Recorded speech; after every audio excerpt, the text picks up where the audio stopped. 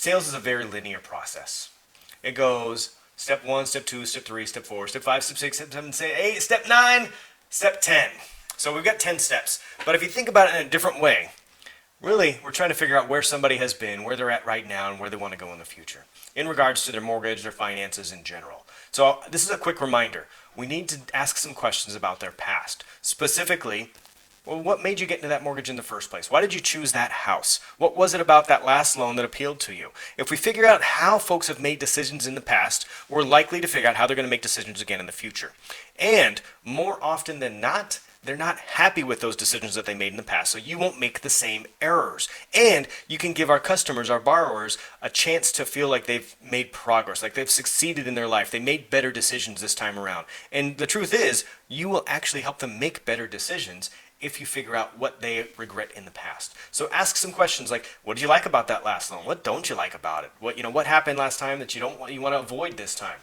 Questions like that will make our borrowers feel a higher sense of comfort working with us. Plus, the more they share, the more they like us. So we go from the past, we go to the present. So what has changed right now in order to compel you to have this conversation? What made you pick up the phone today?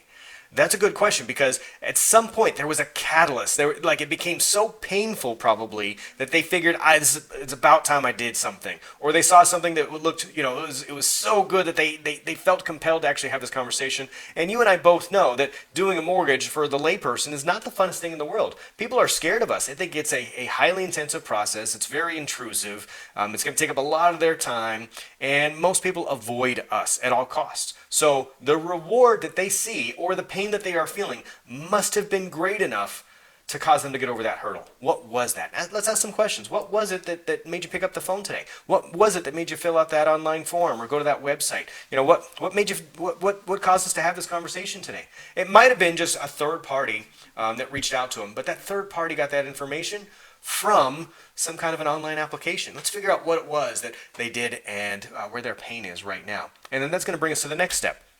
Obviously, you see the option here, the plan, past, present, future. We're progressing.